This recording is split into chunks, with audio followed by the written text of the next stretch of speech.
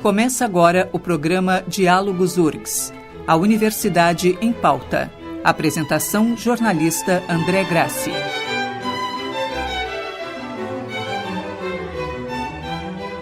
Olá, está começando o Diálogos URGS, a Universidade em Pauta. Programa que é um espaço para manifestações de quem está à frente da gestão da universidade. Diálogos URGS é uma parceria da Rádio da Universidade com a URGS TV. Vamos ao ar pelos 1080 AM e pelo website nas terças-feiras às 11 da manhã. Logo depois o programa fica disponível no canal YouTube da URGS TV. Diálogos URGS pode ser acompanhado ainda pelo canal 15 da NET de Porto Alegre, UniTV. Rádio da Universidade, 1080 AM. Hoje recebendo o professor Rui Vicente Oppermann, reitor da universidade, e a professora Jane Fraga Tutiquian, vice-reitora. E, novamente, entramos nesse tema aí da situação orçamentária da universidade, das universidades, depois de diversas declarações depreciativas das universidades, falando em balbúrdia, em gente pelada, anúncios de interferência na autonomia sobre oferecimento de determinados cursos. Agora temos, de fato, contingenciamento, ou como queiram chamar, de recursos, cortes de recursos e de bolsas de pós-graduação. Então, em primeiro lugar, é muita coisa que é comentada, né, professor Rui? O que de fato nós temos acontecendo até agora em termos desses cortes na universidade? Nós temos vindo a esse programa, né, para tentar explicar, né, como é que o orçamento da universidade se dá, como é que ele se distribui, quais são as demandas que a gente tem ao longo do ano. Mas nesse programa, infelizmente, a gente vem para expor algo que a comunidade está acompanhando muito preocupadamente, que é esse bloqueio, né, de 32% em média no orçamento da nossa universidade, a exemplo das demais universidades federais. Observe-se, né, que nós já tínhamos um bloqueio bastante pronunciado no item de capital ao longo desse ano, não? Esse recurso é o recurso que a gente usa para compra de livros, de equipamento e para obras. Nós partimos de 8.973.000 em janeiro e de imediato foi cortado, né, para 4.438.000 em janeiro mesmo, né, e agora está reduzido esse orçamento, né, a um orçamento de aproximadamente 3 milhões, que é o que nos resta para se fazer os investimentos deste ano. Isso denota, né, exatamente a crise que nós estamos gerada por esse corte no nosso investimento, né? Nós temos aí uma obra que é o ICBS, certamente tem uma oneração muito maior que essa, e não há nenhuma previsão, né, que seja possível, a partir do que resta do orçamento, fazer isso. E também não há nenhuma sinalização que a gente possa buscar recursos complementares, embora a gente vá fazer isso, né? Eu estou indo a Brasília para exatamente buscar esses recursos. Mas depois fomos novamente surpreendidos, porque agora veio também um corte no custeio, que até hoje não tinha acontecido. É sempre bom lembrar que o nosso orçamento de custeio, né, ele se mantém mais ou menos em 175 milhões desde 2017, por conta da lei do teto, né? Com esse corte de 30%, que significa hoje 55,8 milhões de bloqueio, considerados custeio e capital, né? Nós estamos aí premidos por uma situação que, se você pensar da seguinte forma, se 55,8 milhões, né, é o bloqueio. Esse bloqueio corresponde a aproximadamente 3 meses e meio de despesas de custeio. Portanto, nós ficamos sem 3 meses e meio de recursos, o que nos leva até setembro deste ano. É por isso que nós estamos dizendo que nós não temos previsão para o pagamento das contas a partir de setembro, porque a se manter o bloqueio, quando chegar em setembro, o que nos restou de orçamento terá sido todo ele executado. Então essa é uma situação muito grave, porque não há como você buscar com qualquer tipo de racionalização, além daquela que nós já fizemos. Não? Mesmo que se fizesse algum tipo de racionalização ou de poupança, né? Coisa que nós não temos como fazer, ainda assim nós não alcançaríamos 55,8 milhões para poder repor o corte feito. Então, é um golpe mortal na universidade. Nós não temos como fazer cumprir com uma série de compromissos, né, que podem e colocam em risco, né, o dia a dia da nossa universidade, né, Jane? Exato. Talvez seja importante dizer que o nosso orçamento hoje é menor do que o orçamento de 2014, né? Com todos os cursos novos que surgiram, com os concursos para professores. E o corte desses 30% já não há mais, como disse o professor Rui, o que a gente cortar. Eu costumo dizer que nós, no primeiro contingenciamento, a gente cortou a gordura. Logo depois chegamos à carne, nós estamos já nos ossos. O que isso significa? Significa justamente a impossibilidade de arcar com as despesas básicas de funcionamento da universidade. Energia elétrica, água, telecomunicações, serviços variados, serviços de terceirizados, segurança, mas é um pouco mais do que isso. Há ainda também o serviço laboratorial, o serviço hospitalar, quer dizer, há toda uma série de atividades de funcionamento da universidade que ficarão prejudicadas, né? Bem como o suporte às atividades de pesquisa e de ensino. Esse contingenciamento de 30% ainda não atinge, eu acho que isso é bom que se diga, ainda não atinge despesas de pessoal, né? Então, o que nós estamos falando é sobre as despesas de orçamento, de custeio e de capital. Professor, vamos dizer assim, vamos colocar mais um agravante que tu mencionaste também, que é a questão do recolhimento das bolsas de mestrado, doutorado e pós-doutorado, né? Nós tivemos um recolhimento de 133 bolsas, eufemisticamente chamadas pela CAPES de ociosas, que não são ociosas, na verdade são aquelas bolsas de estudantes que terminam o seu curso, né, e ficam ali aguardando os novos bolsistas, os novos estudantes. E a gente tem que entender muito bem que por que numa universidade pública e gratuita, pós-graduação tem bolsa, né? Porque esses são profissionais já formados, né?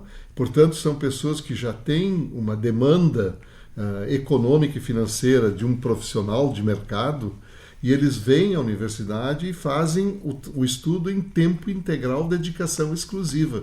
Nenhum deles pode ter outra atividade. Então eles precisam ter uma bolsa de manutenção para que possam pagar a conta da água, da luz, enfim, fazer as suas despesas normais. Então a bolsa não é um exagero, não, para os alunos da pós-graduação, assim como também os auxílios que nós damos para os estudantes da graduação não é exagero, porque a maior parte da nossa população estudantil da graduação necessita de algum tipo de auxílio para permanecer na universidade, porque advém de situações de vulnerabilidade socioeconômica. Então, essa situação ela é grave, André e Jane, porque representa um encolhimento da pós-graduação. Porque as pessoas não vão poder cursar os cursos sem não tiver esse pagamento. Então nós vamos ter, a nossa pós-graduação é uma das melhores pós-graduações do país, o presidente da CAPES veio e disse isso para nós, né? E ao mesmo tempo, ao perdermos alunos, nós perdemos esse potencial de trabalho, de produção científica, que nos qualifica não só na pós-graduação, como também na pesquisa, né? Então é uma forma de asfixia da universidade pública que está sendo arquitetada de forma muito bem concatenada. De um lado vem o orçamento e criam todo esse contingenciamento que nós temos.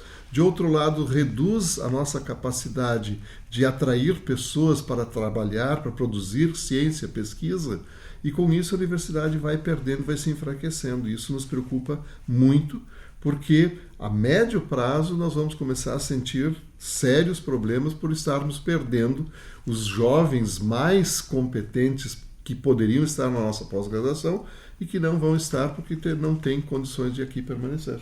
Só complementando o professor Rui, esse tipo de bolsa, na verdade, no Brasil, a pesquisa sendo feita em grande parte nas universidades, ela é feita por profissionais, né, já graduados e com às vezes com grande experiência. Perfeitamente. Né? Então, quer dizer, eles se mantêm, na verdade, através dessas bolsas e só para complementar, né, quando estão nas universidades privadas em situação semelhante, a bolsa tem duas partes. Isso. A bolsa cobre o custo do curso, que aí é pago, e ainda é sustento do pesquisador. No caso da universidade pública, apenas a parte que é o sustento do pesquisador. Muito bem lembrado. A gente não tem ainda uma noção exata do que vai ser este corte de bolsas, do impacto desse corte na pesquisa. Mas já se tem assistido no Brasil uma fuga de cérebros grande, uma fuga de talentos grande. E é bem provável que este corte de bolsas venha a incentivar a ida desses profissionais, desses mestrandos, desses doutorandos para o exterior.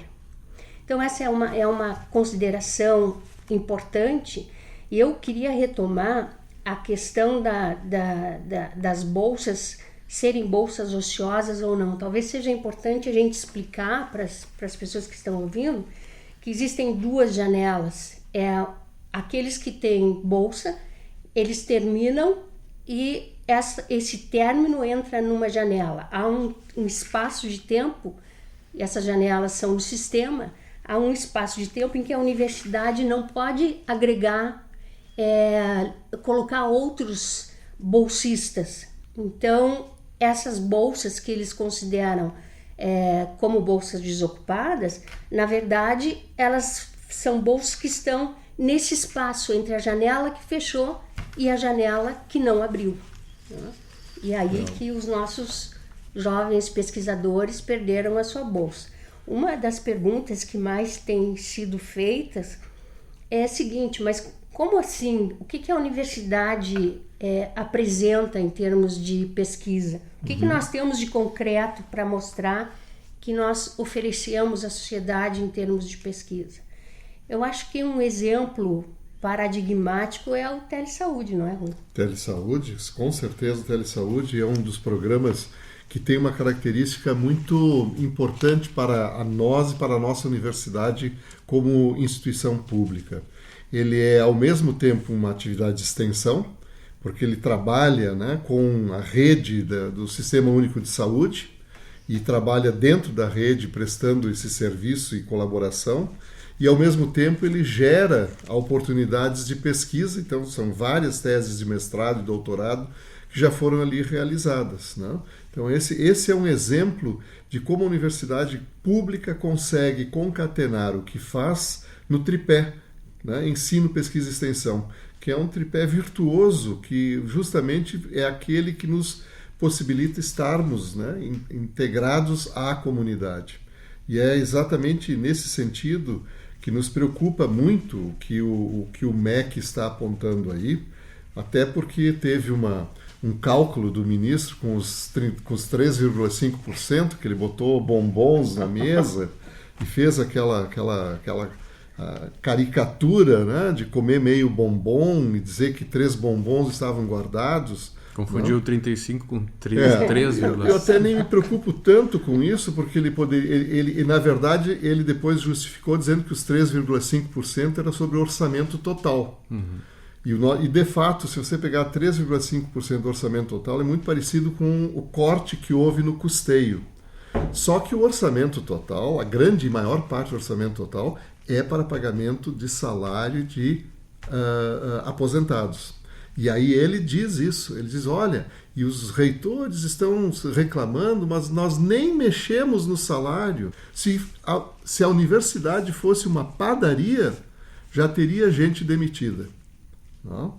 Eu acho que este é uma situação muito grave, né? Muito grave, porque, de fato, nós já não vamos ter, né, reajustes dos nossos salários nos próximos anos.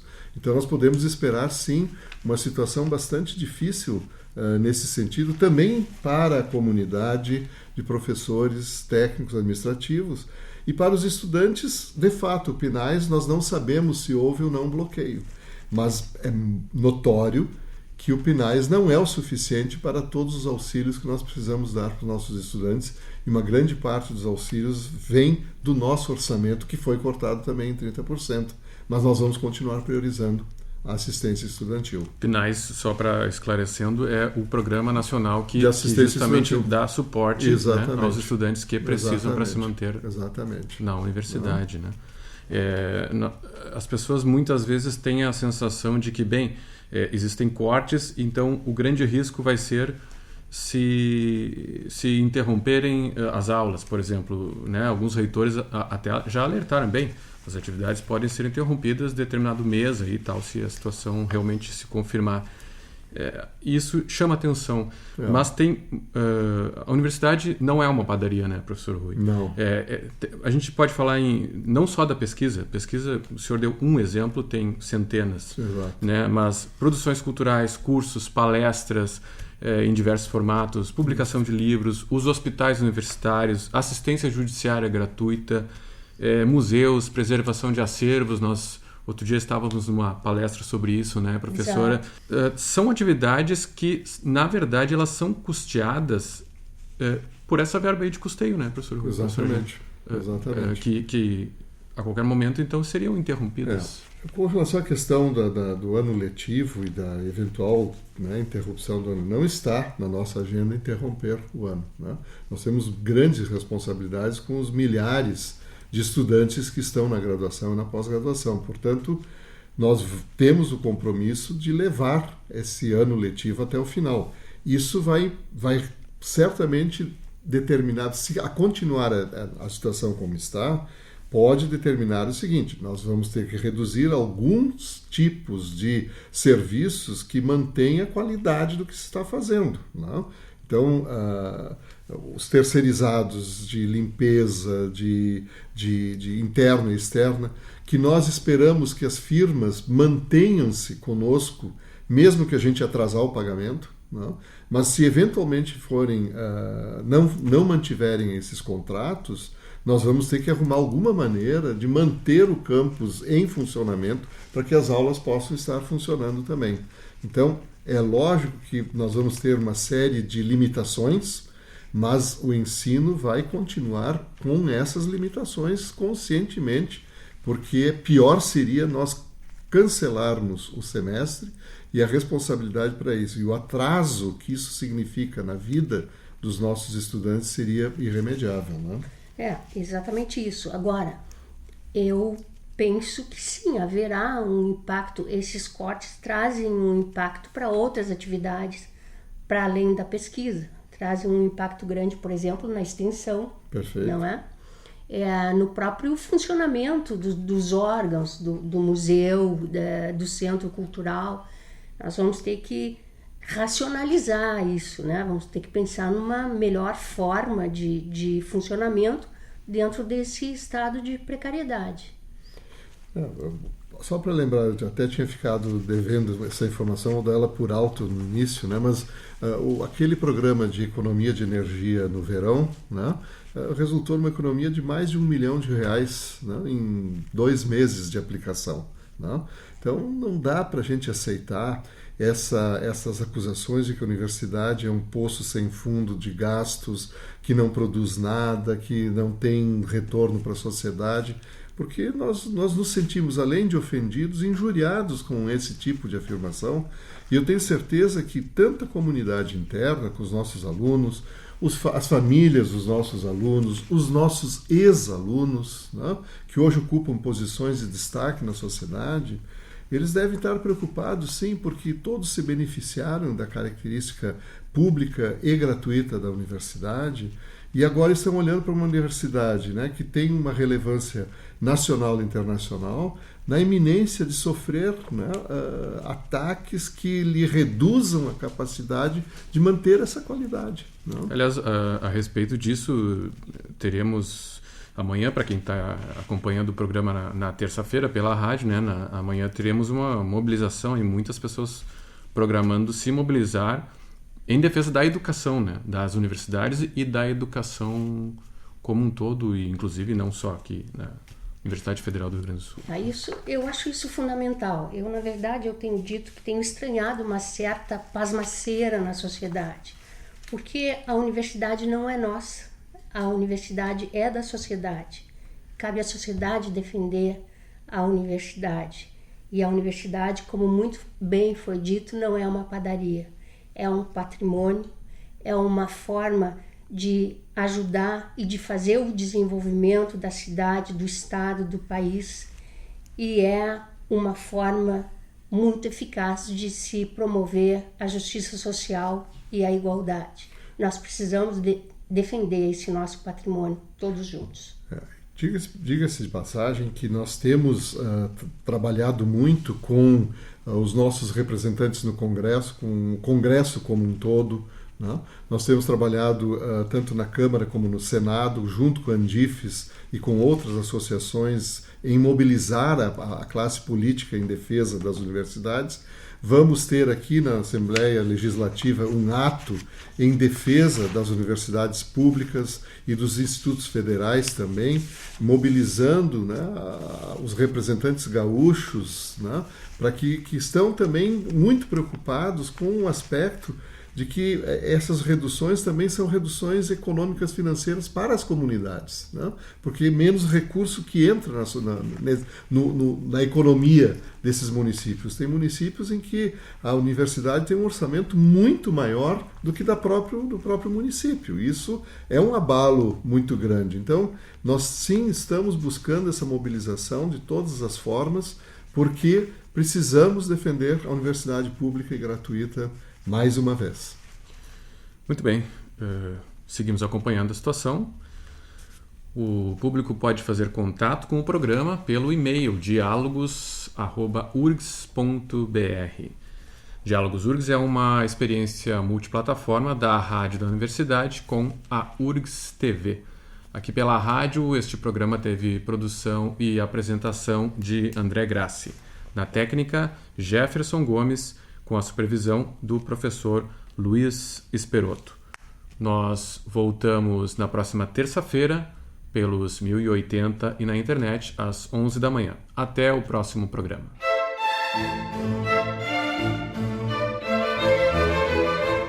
Diálogos URGS, a Universidade em Pauta.